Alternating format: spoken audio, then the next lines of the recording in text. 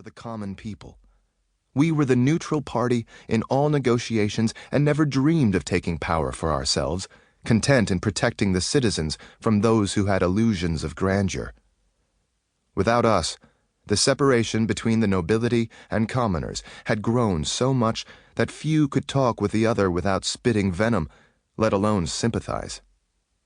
It wasn't a surprise refugees had stopped coming here. There was nothing but death, riots, war, and poverty waiting for them. Hollow, the once famous refugee city, was no more. It was just another sign of how our country was preparing to be forgotten by history, only remembered for shattering the moon, Salona. All those problems that would soon be another's to worry about. I was, after all, still on trial for treason, and I knew I would be found guilty, because, for everyone who hadn't been there, the choice was clear. How could they not find the boy who had been found standing over the king's body, blood splattered with gun in hand, guilty? Regardless, I am Michael Kingman, and my tarnished legacy will survive, even if my body does not. It will take more than this trial to erase me and my deeds from memory. I understand that now, when before I was always chasing my ancestors' shadows, hoping to be remembered as fondly by history as they were. Clearly, that wouldn't happen.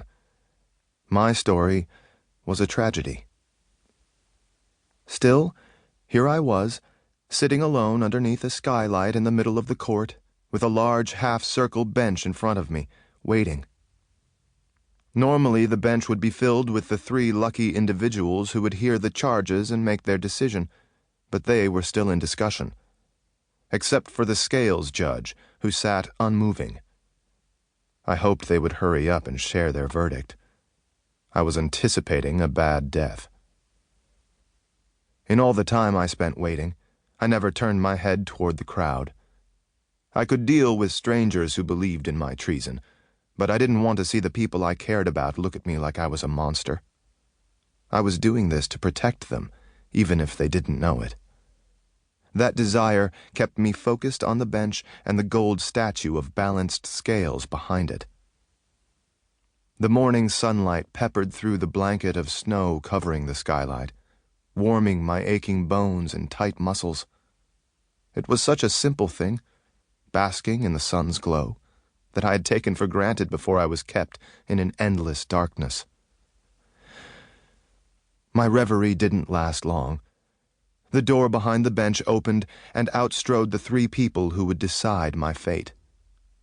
First came Gaius Hewitt, whisperer for the Church of the Eternal Flame, dressed in his church's garb, heavy black robes with a vibrant red lining and flames sewn across the bottom.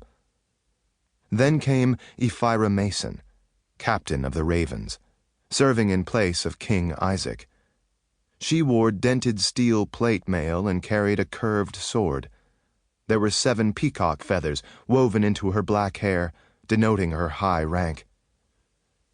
Lastly came Charles Domay, the man who had led me down the path toward my death. The business magnate wore no smile today, instead picking at his jacket, buttons done up on the wrong holes, black hair disheveled, and wolf's head cane at his side. He was a cowardly contrast to the man I had first met 2 or 3 weeks ago.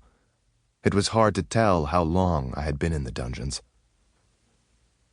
Once they had taken their seats to the right of the judge, he began, Michael Kingman, son of David Kingman. Before the jury gives their decision, I will ask you one more time. How do you plead? The chains rattled as I rose to my feet. I looked each of them in the eyes. I had not spoken since I surrendered myself, and as much as they'd tried, nothing would get me to utter a single word. This time wasn't any different. Do you plead to be forgotten? I gave no reply. I wasn't a forgotten. I hadn't overused the noble's magic of fabrication until it took all my memories. My suffering and experiences were still mine. They made me who I was, my father's son, inheritor of his legacy, and I remembered everything.